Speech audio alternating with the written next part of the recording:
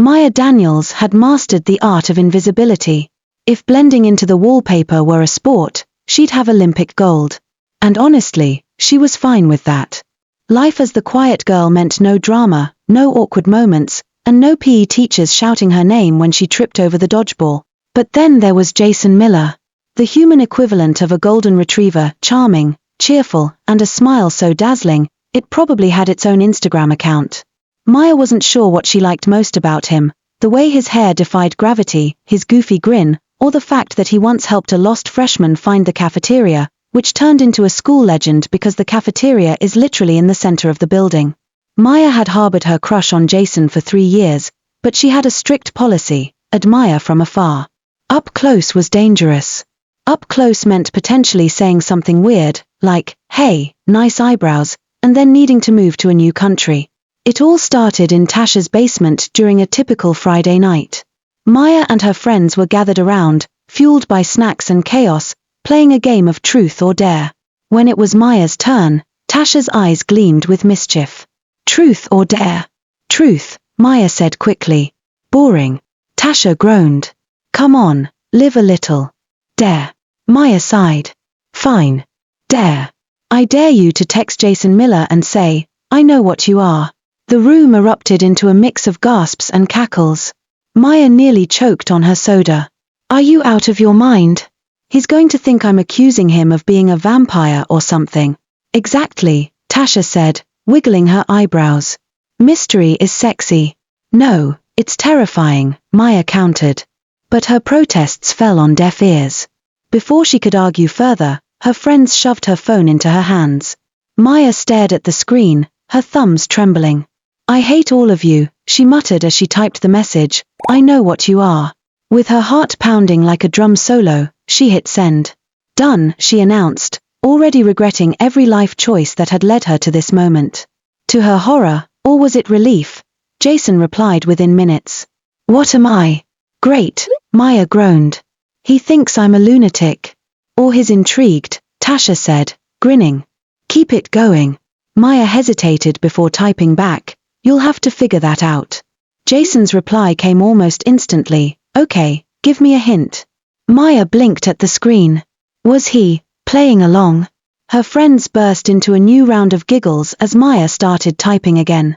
And just like that, the dare turned into something she hadn't anticipated, a daily texting ritual with the school's most popular boy. Jason turned out to be surprisingly funny. And dorky. And very not like a vampire, just to clarify. One night, he texted, "If you're secretly my math teacher trying to remind me about my overdue assignments, just say so." Maya snorted and replied, "No, but you really should turn those in. Your future depends on it." Jason, "Are you my mom?" Maya, "Do you need a mom lecture?" Jason, "Please no. I already get those daily." As the days turned into weeks, Maya found herself laughing more often than she had in years. Jason confessed his love for baking, he made brownies that apparently could cure sadness, and admitted he hated his nickname, J-Mill, which sounded like a bad DJ. Maya, emboldened by the anonymity, told him about her art and how she sometimes doodled little cartoons of her teachers. "Mrs. Jacobs has been a cat in my sketchbook for months," she texted. Jason replied, "That explains her hissing during roll call." At school, Maya did her best to act normal, but fate had other plans. One afternoon, Jason caught her off guard in the art room. She was hunched over her sketchbook, completely lost in her drawing, when his voice startled her. "Wow, that's really good," Jason said, leaning over her shoulder. Maya yelped and accidentally drew a giant line across her sketch. "Oh my gosh, hi. I mean, thanks. What are you doing here?" Jason grinned. "I didn't know you could draw." "It's just a hobby," she stammered, trying not to combust. "Well, you're seriously talented," he said, his blue eyes meeting hers. "You should show your work more." Maya's brain short-circuited. She managed a weak smile before mumbling something incoherent and fleeing the room like a cartoon character. Her heart was beating loudly, as she let out a sigh of relief that Jason hadn't recognized her as the girl he was texting. Weeks passed, and their text conversations grew deeper.